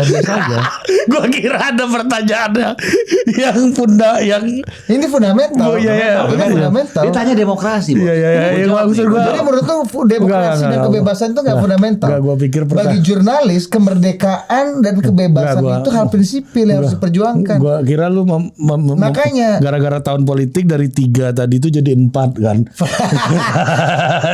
Kasus pembunuhannya, observation of justice. Amandemen apa freedom of speech. Udah. Itu. Kedua apa? Rule of law. Senjata. Iya, senjata. Defend. Iya, tapi yang pertama apa tadi pertama? Freedom of speech. Itu Federalist Paper. First Amendment. Itulah makanya itu kalau kita bicara demokrasi apa sih? 3 kan? Freedom of speech, freedom of expression, freedom of the press. Nah, gimana? 3. Gimana menurut lu 3 hal ini bagi seorang Aiman yang seorang jurnalis senior melewati gelombang-gelombang tahun-tahun politik? Ya, semuanya pasti ada. Tentu kita bicara hukum positif. Selama kemudian 3 itu digawangi oleh hukum positif kita, aman hidup kita. Oleh karena itu, saya mau sampaikan ya siapapun ini. Kalau sekarang kan, kalau dulu saya bilang wartawan, sekarang semua bisa jadi wartawan kok. Tuh. Bung Ari pun wartawan sekarang, citizen journalist, ya kan? Siapapun yang orang punya YouTube segala macam wartawan. Tapi hati-hati, once lu udah gede gitu ya, lu harus tahu dong aturan-aturan do and don'ts-nya. Penjara lu. Bisa kecuali produk jurnalistik ya. Ini kita kalau salah belum, ini bukan produk jurnalistik karena produk jurnalistik itu. Walaupun kita dilindungi oleh undang-undang pers, tapi ini bukan karya jurnalistik. Jadi kalau seandainya salah bisa masuk juga ke dalam UTE dong, bukan ke undang-undang pers. Ntar gua jenguk. FC. Ya. Jadi apa yang mau disampaikan nih? Yang paling penting, hai kalian, mau wartawan, mau citizen journalist, bermanuverlah sebebas mungkin. Tapi sebelum kalian bermanuver, pahami hukum positif, aturan-aturan yang ada. Kirain mau dijorokin sama Mas Aiman. Iya, benar. Bebas kok, tapi lu harus tahu batasan-batasannya di mana. Kalau lu nggak tahu, lu kan jadi pengecut, lu kan jadi penakut. Mainnya di sini aja nih. Padahal lu masih bisa kesini untuk bisa nyindir, untuk bisa nembak dalam tanda kutip, untuk bisa nuduh dan lain sebagainya. Lu bisa dengan aturan-aturan dan dengan data, fakta dan logika yang ada. Bisa itu. Ada caranya. Tapi ketika lu nggak paham itu, ya lu harus hanya main di sini dan lu akan terkesan main aman. Kalau lu paham hukum positif, aturan, etika dan lain sebagainya, lu bisa main lebih luas lagi. Jadi ini bukan soal keberanian sebenarnya, ini soal ilmu. Soal ilmu. Betul. Sejauh mana lu tahu lu bisa melakukan ini dan lu nggak bisa melakukan ini, atau lu melakukan ini dengan gaya art lo, dengan gaya lu yang nyeni gitu kan. Itu sangat banyak lu bisa main manuver. Tapi ketika lu nggak tahu, ilmunya nggak ada, ya lu hanya bisa main di sini dan itu nggak menarik. Nah, Mas, ini belum apa lu? Belum mau lagi. Ya. Panjang ini ya, turunan-turunannya. Jangan lu nanti lu kan gue jenguk. Tenang aja. Gue siram air nih. Emang lu tamrin toma gola? Enggak, yang disiram Pak Tamrin bos. Yang nyiram? Jangan. Dia Munarman. Iya benar. Lu baru mau gue jenguk sama Mas Aiman aja lu. Bukan masalah hukumnya ini, masalah gejolak ini bos. Kita belum dapat kartu buzzer. Freedom of speech, freedom of expression, and freedom of press itu tiga hal yang saling mendukung satu sama lain. Yes. Nah ini kan transisi Aiman nih. Mas Aiman ini kan dari Palmerah nih. Independen terpercaya, Kompas TV gitu kan. Sekarang kabarnya akan pindah ke Kebon Siri. Yes. Yang tentu saja media besar, juga punya pengalaman panjang. Mas Aiman juga pernah di sana. Tapi kan boleh diuji partai langsung politik atau tidak langsung. Iya. Ini gue baru ini. Gue baru punya ini media punyanya partai. Ya. Gimana pemiliknya punya partai, punya media juga orangnya ya udah. Hukum di Indonesia itu kepemilikan ownership itu atas perorangan. Dan ini yang berkontribusi membuat adik-adik gua di komplek itu apal marsnya ini bos. Kita karaokean di Senovarti kemarin pakai marsnya. Nah, pertanyaan gua Mas Aiman, kebebasan, gimana lu memandang kebebasan lu dalam sebuah institusi baru lu nanti nih terkait dengan kebebasan jurnalistik di tahun politik gitu. Ini gua lu ngerti pertanyaan gua nggak tahu merangkainya yang sangat manis dan tidak menyinggung. MNC punya dianggap berafiliasi tapi Mas Aiman dari kolam yang tadinya independensi terpercaya harus berhadapan dengan berbagai macam kepentingan politik pasti kan. Pergulatan Mas Aiman terkait dengan kemerdekaan dan kebebasan yang tadi Mas Aiman katakan ini di tempat barunya Mas Aiman yang sangat mungkin kita bisa bilang itu tidak bebas nilai, gimana Mas Aiman berselancar? Emang ada media yang bebas nilai? Ya relatif. Relatif. Nah ini bebas nilainya ini terkait dengan afiliasi ke partai ya Mas. Sekarang gue tanya. CNN juga dulu membela Partai Demokrat kan. Ya Fox ke Republik. Kan nggak punya partai. Iya. Pebisnis murni. Ada kepentingan nggak? Ini CNN Amerika ya. Ini CNN Amerika. Iya. Jangan salah. Iya kan. Lo ngomong CNN Amerika. CNN Amerika. Bukan CNN Indonesia. Di Indonesia juga ada CNN juga. Jangan Anda salah-salah. Makanya gue bantu lu nih barusan nih. Karena dua-duanya ada CNN Indonesia, ada Demokrat gitu. Iya. Enggak kan ada. Di Indonesia iya makanya. Tapi kalau kita bicara polarisasi di Amerika. Makanya kita benarkan Anda ini. Ini kan bold ya Mas ya. Budi sih kita benarkan dulu yang tadi. Enggak ini bold ya Mas. Di Amerika. Mau sebut Indonesia juga apa-apa kok. Di Indonesia. Enggak, kalau itu gue jamin enggak. Lu udah nyapu-nyapu itu di mana-mana. Apa nyapu apa sih? Iya kan membantah lah gitu kan. Buktiin aja. Iya kan. Tapi di sini lu bilang berafiliasi. Ya makanya gua bantuin untuk membantah itu. Ya kan kita tahu anti Trump kan. Iya betul. Ini Republikan. Nah gimana lu mengatasi pergulatan ini Mas Aiman? Ya mungkin akan ada di depan mata nih. Emang salah politisi punya media? Enggak. Pebisnis murni memang nggak punya kepentingan? Enggak. Pasti punya. Pasti punya. Dan semua berkelindan, betul ya? Iya. Nah pertanyaannya begini. Gue nggak mau bicara soal ini gue dan sebagainya. Ini kita balik lagi ya ke buku tadi, Mediating the Message. Jadi Mediating the Message itu buku yang merupakan hasil penelitian dari Rees Shoemaker yang kemudian menyampaikan bahwa ada pergulatan informasi yang keluar dari internal media. Ya, itu kita pegang dulu. Nah, di situ disebutkan bahwa yang bisa mempengaruhi informasi yang keluar ke TV, ke media dan lain sebagainya itu bukan hanya pemilik kok. bahkan redaktur, produser kalau TV. Iya. Itu bisa. PA jangan bisa. PA juga dengan kepentingan. Nulis CG aja kan PA itu Mas. Iya, CG PA. Iya, guest booker. Itu yang di capture tuh CG kan. Oke, capture CG ya kan. Dia punya kepentingan. Guest booker gitu ya. Gue benci nih sama toko A. Maka dibuat tuh tone-nya. Atau misalnya produser eksekutifnya. Jadi dengan ini adalah kerja kolektif. Atau misalnya bisa juga pemretnya. Bisa aja kan? Atau ownernya. Ya. Nah, yang dilihat di sini, gue kebetulan makanya baru posting nih. Nanti gue bacain deh. Yang dilihat sini outputnya, produknya ya. Produknya.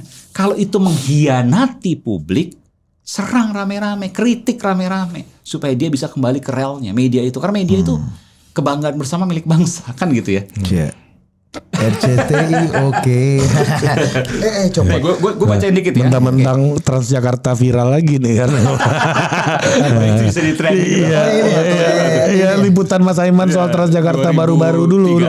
Ini adalah meniru dari model Bogota. Oh, jangan Bang Yos ya, Bogota. Nih gue sebut ya. Politisi jadi pemilik media, ada banyak pertanyaan soal ini, baik kepada saya maupun yang selalu menjadi perhatian banyak kalangan. Ini saya tanya waktu Bung Helmi Yahya. Jawaban saya, media tidak berada di ruang hampa. Dalam buku Mediating the Message yang meneliti soal pergulatan pesan di lingkup internal media massa, kondisi tersebut tergambar. Jangankan pemilik, redaktur, produser eksekutif atau yang lebih tinggi, pimpinan redaksi pun punya kepentingan. Mulai dari kepentingan organisasi ataupun sekedar lingkar pertemanannya. Demikian juga pemilik pasti punya kepentingan. Apakah itu politisi, bahkan pebisnis murni. Namun ada satu prinsip yang saya jaga. Apa itu? Kepentingan publik. Kalau kemudian isi pesannya mengkhianati publik, saya sebutkan juga dalam ini, maka ya saya nggak ragu untuk resign. Kalau teori mengkhianati publik ya. Nah sekarang bagaimana ketika misalnya CNN yang kemudian dikatakan pro ke Demokrat Amerika, Amerika. Nah, ini ada.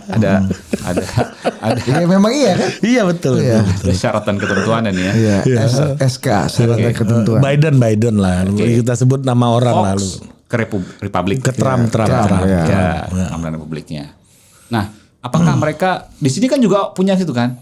TV warna ini arahnya ke sana, TV warna ini arahnya ke sana. Ada yang bilang Alfamart, Indomart nih, gitu kalau di TV. Nah, apakah itu kemudian mengkhianati publik? Ketika yang disampaikan itu adalah sebuah kebohongan, itu mengkhianati publik. Misalnya, kebohongan ya. Kebohongan dong. Jadi basis moralnya hanya di kebohongan aja ya. Di kebohongan. Etiknya ya. Iya dong, kebohongan. Misalnya merekayasa informasi, itu mengkhianati publik. Tapi ketika ada preferensi tertentu dengan alasan tertentu yang kemudian itu bisa diterima oleh publik, ya nggak apa-apa dong. Itu wajar aja. Media kan nggak harus netral. Sekali lagi, media tidak harus netral. Tapi media harus berpihak kepada siapa? Kepada publik. Nggak mungkin semua publik kemudian untuk dirangkul. Kan nggak mungkin. Tapi dia punya nilai yang kemudian bisa disampaikan. Mungkin nilai TV biru misalnya beda dengan TV merah misalnya gitu ya. TV A beda dengan TV B, nggak apa-apa selama nilai itu kemudian bisa punya basic yang alasan yang kuat untuk kemudian bisa disampaikan akan manfaat, akan value kepada publik, ya silakan aja publik yang akan menilai. Mungkin yang tidak diwakili misalnya itu akan kecewa dan cari aja channel lain. Yes, ya kan? Yes. Tapi dia katakanlah mungkin terkesan membela partai A atau partai B karena memang punya nilai yang sama dengan partai itu. Bisa aja kan? Itu menjadi nilai-nilai. Meskipun bukan dimiliki oleh pimpinan partai A atau partai B. Tapi kalau secara value sama, bisa aja dia punya kesamaan pembelaan gitu. That's it. Oleh karena itu kita nggak pernah berpikir soal partai, soal orang. Yang kita pikirkan apa? Nilai. Iya, kayak masih ingat 2014 The Jakarta Post declare dukung Jokowi. Meskipun bukan Pak Jokowi yang punya Jakarta Post atau Ibu Mega yang punya Jakarta Post. Apakah itu salah? Enggak. Ya itu fair enough. Apakah itu media partisan? Enggak kan? Ya di Amerika pun juga sama sebenarnya. Penonton Fox itu yang punya kan, Fox. Iya makanya gue pengen nanya. Yang punya Fox siapa? Murdoch. Itu kan anti Trump awalnya kan. Iya. Awalnya kan anti Trump. Tapi nggak punya pilihan. Tapi audiensnya seneng sama Trump ya mau nggak mau. Audiensnya Republik katanya anjing nih kenapa Trump sih calonnya. Gue terpaksa kata Murdoch gitu kan di dalam hati. Tapi ya gitu. Artinya ini kan kita mau cari perspektifnya Aiman. Nah tapi lo nggak merasa bajunya jadi kekecilan mas dari yang misalnya tadi sebelumnya di Palmerah pindah bajunya jadi lebih sempit nggak mas dengan political affiliation yang begitu bold gitu sekarang? Kebetulan gue masuk gue belum bisa jawab nih kan baru 1 November. Oh iya, 1 November saksikan. Tapi kan ya ini kan bukan hal yang baru ya. Iya makanya gue pengen nanya perspektif lu yang dari. Iya kan. Karena lu dulu waktu masih di Kebon Sirih, Kebon Jeruk kan belum. Udah belum ada partai dong. Oh iya. Waktu itu Nasdem ya? Apa Hanura? Belum kan? Enggak, waktu itu kan lagi deket dengan Bang Surya ya, Pak Wiranto. Demokrat waktu itu kan, sempat deket dengan Demokrat sebelum. Tapi belum, artinya belum ada partai lah. Belum ada partai kan. Jadi belum sebut kalau afiliasi kan pasti banyak. Dan begini loh, gue sebutkan ya, justru pemilik TV yang punya partai politik justru malah menurut pribadi gue harusnya itu akan lebih independen. Kenapa? Walaupun dengan segala kepentingannya ya begitu ya. Kenapa gue katakan seperti itu? Begini. Tapi nih. Dia nggak akan mungkin mengkhianati rakyat. Nggak akan mungkin. Karena satu, kalau dia mengkhianati rakyat, dia akan kehilangan partainya. Kalau dia mengkhianati pemirsanya, dia akan kehilangan pasar bisnisnya. Memainkan harmoni itu nggak gampang. Artinya apa? Dia akan selaras dengan kepentingan mayoritas dari publik Indonesia. Dan dia akan menggunakan nurani untuk kemudian bisa menyampaikan pesan-pesannya. Karena yakin orang yang mau mendirikan partai bukan untuk kepentingan pribadi kok yang utama. Pasti untuk kepentingan publik. Pasti itu. Kalau untuk kepentingan pribadi, ya saya sebutkan ya, Pak Haritanu udah selesai lah dengan pribadinya. Ngapain diriin partai kalau bukan untuk hal yang manfaat yang lebih besar untuk Indonesia kan gitu bicara soal itu ya. Atau misalnya Pak Surya Paloh, ya udah selesai lah dengan dirinya. Pak Bang ARB dulu saya bilangnya Bang Ical atau Bang ARB. Saya juga kenal dekat juga dengan Bang Ical. Ya udah selesai lah dengan dirinya. Tapi ketika dia bergabung dengan partai dan sebagainya, pasti ada manfaat yang ingin disampaikan atau ingin dilakukan kan begitu. Atau pebisnis murni misalnya. CT Corp misalnya atau Kompas misalnya. Kan itu juga kalau seandainya ya udahlah dia misalnya nggak usah bikin yang besar-besar, cukup aja untuk kemudian bisa menyenangkan diri. Kan enggak. Untuk besar lagi untuk apa? Untuk kemanfaatan apa? Kalau makin besar skala bisnisnya maka akan makin banyak orang yang bisa bekerja di sana. Makin sejahtera Indonesia, kan gitu. Oke. Mantap. Nah, Mas, ini terakhir, Mas. Gue ada satu lagi terakhir tapi dulu deh. Gua di luar ini nih. Gue ini dulu gue habisin ya. Boleh ya? Izin. Mohon izin. Ampun. Tapi bener Mas emang. Ini logikanya ini mantap bos. Ini cocok jadi juru bicara deh. Mantap. Karena gue ini penjelasan yang paling clear dan bisa respectful. Bos, gini bos. Sebelum gue melangkah, gue biasa untuk berpikir 3, 4 bahkan 10 langkah ke depan. Paten. Nggak mungkin ketika misalnya ada keputusan katakanlah keluar dari satu institusi kemudian pindah ke institusi lain, itu nggak mungkin gue pikirin. Pasti pikirin. Dan yang gue pikirin apa? Sekali lagi value. Iya. Itu yang mempertemukan berbagai kepentingan ini Mas ya. Yes, value. Bahkan ketika partai politik atau mungkin capres dan lain sebagainya, itu bukan, gue nggak pernah tuh fanatik terhadap satu orang atau satu partai, nggak pernah. Tapi yang gue lihat value-nya. Selama value-nya itu yang menurut gue benar, menurut nurani itu kemudian juga benar, kita bela. Tapi katakan orangnya sama atau mungkin partai sama, ketika dia salah kita ingatkan. Mas Aiman kan nanti akan memegang jabatan di redaksi yang cukup tinggi. Amin. Di puncak rantai. Tinggi banget. Iya, puncak rantai makanan di redaksi. Nyalek nggak nanti? Sejauh ini sih belum ada kepikiran ya. Meskipun S2 gue, pasca sarjana gue kan soal politik juga. Kita belajar voting behavior. Kalau teori komunikasi agak valid. Mas ini bos, Mas Aiman nih bos. IPK 4 bos. Iya. Lulus bos dari. Kurang dikit, kurang 0,02. Iya. 3,398. Summa cum laude itu kan. Kebetulan. Tapi gue S1 gue ngulang mulu. Ada namanya aljabar linear tuh gue ngulang mulu tuh. Padahal cuma kali-kalian biasa tuh 4 kali 2. Gue statistik itu Mas. D. Gue datang acara wisuda lokalnya dulu, gue datang di Visip dulu. Jadi belum tahu akan nyalek atau enggak. Sekali lagi, untuk melangkah yang terpenting adalah value. Kalau value yang dilihat itu nanti besar, ya mungkin bisa juga. Tapi enggak juga ke sana. Kalau gue sih, gue belum pernah punya mimpi untuk ke politik, ya. Belum nggak punya mimpi juga untuk caleg dan lain sebagainya. Hidup gue mengalir aja bos. Belum mengalir aja. Lihat nanti ya di persimpangan sungai ini Mas ya. Ya karena begini. jadi apa itu nggak penting. Tapi memberi apa itu jauh lebih penting. Agak sama filosofi Mas Aiman sama gua. Lu memang selalu menyamakan sama kalau gua filosofi gua mengalir kayak tokai di sungai. Ketemu batu pecah tapi tetap mengalir. Dia akan menyebar berdiaspora. Mencari bakteri-bakteri E. coli. Lu ngomong banyak disensor kerjaan editor loh. Enggak. Ini tayangin nih. Mas Aiman yang akan terjerembab dalam ini filosofi gua. Itu bedanya agak tipis sama Mas. Tapi menurut Mas Aiman ethically kata lu udah habis tadi pertanyaannya. Enggak ada yang salah Mas ketika orang memegang jabatan di redaksi kemudian ikut masuk bertarung dalam politik kan kawan-kawan kita sebelumnya banyak juga yang di redaksi juga nyalek juga setelah itu maksudnya sambil berjalan beriring-iringan gitu. Sebenarnya tidak ada aturan yang baku, yang rigid, tidak ada aturan yang eksplisit soal itu ya. Cuma secara etika memang tentu ini menjadi pro dan kontra. Jadi kalau saya pribadi ya sebaiknya selama kampanye minimal ya harus cuti lah gitu. Udah ada jawabannya ya. Udah siap. Nah ini bukan gua kan, maksudnya ini kan bicara orang lain. Gitu. Kan banyak juga kan dulu saya sebutkan dulu sempat nyalek kan.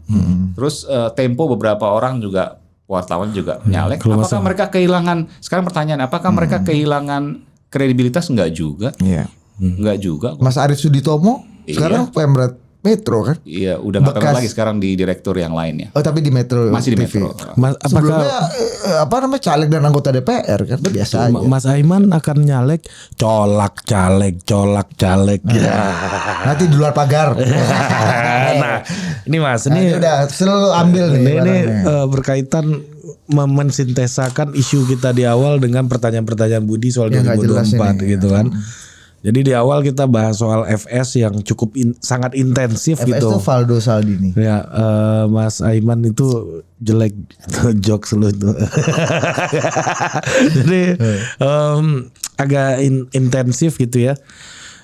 Ada hal yang mungkin terkonfirmasi jadi gosip gitu ya Mas.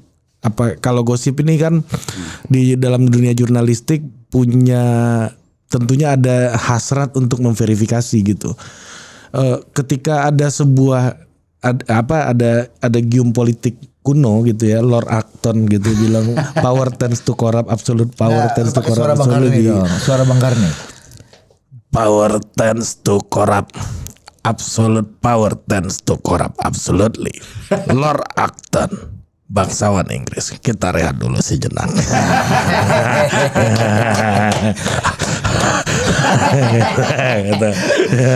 Jadi Satgasus itu kan sesuatu yang sangat absolut kan kekuatannya waktu itu. Salah satu kritiknya kan itu. Di tubuh kepolisian ada yang punya wewenang sangat besar. Dan dalam politik kita salah satu hal paling penting itu adalah fundraising gitu.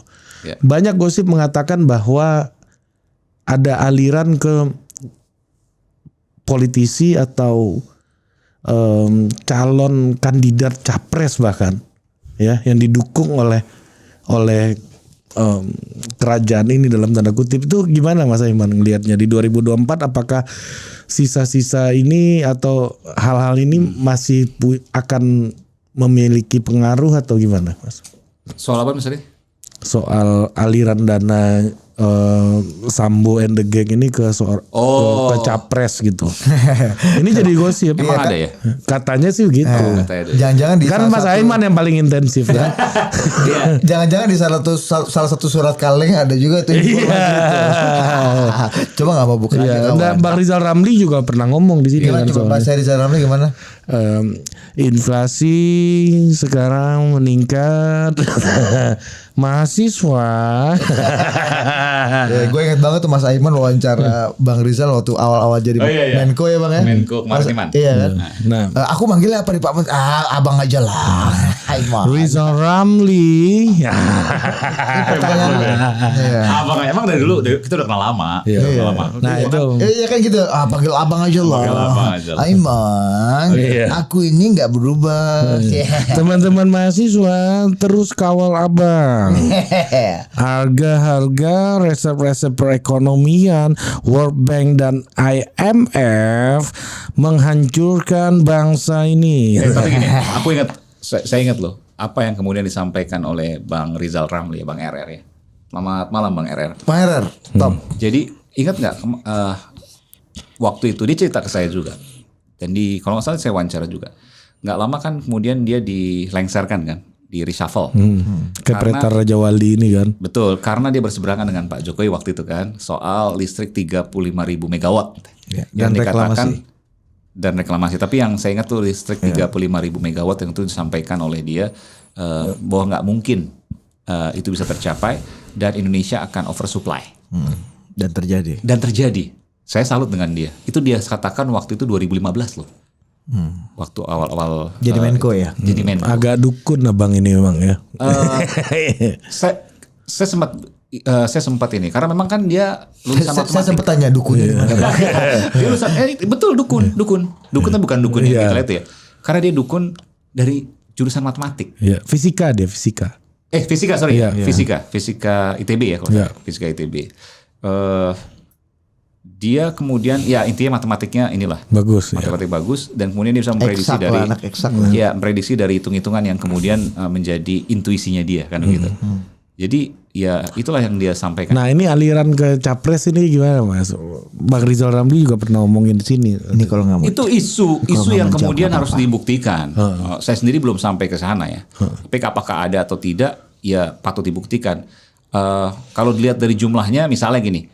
Kalau dari judi online aja nih belum yang lain ya. Kan 155 triliun.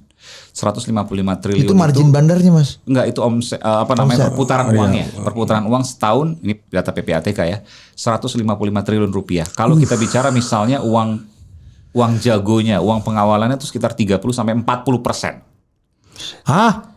Memang segitu kan? Ini nggak main margin 1-2% gitu ya? 2,5% kayak zakat. Keamanan Itu ambil zakat 1-2%. Taruh udah 30%, 50 triliun per tahun.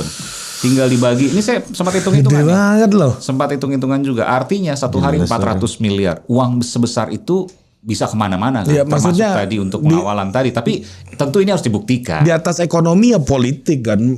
Yes. Tujuan tertinggi orang. Karena orang kan dia butuh juga untuk pengamanan juga, Iya. pengamanan posisi dan lain sebagainya. Oknum-oknum inilah gitu ya. Secara logik itu sangat mungkin gitu. Secara logika mungkin, Iya. tapi apakah benar atau tidak? Rasanya sulit untuk dibuktikan. Tapi bukan tidak mungkin untuk dibuktikan.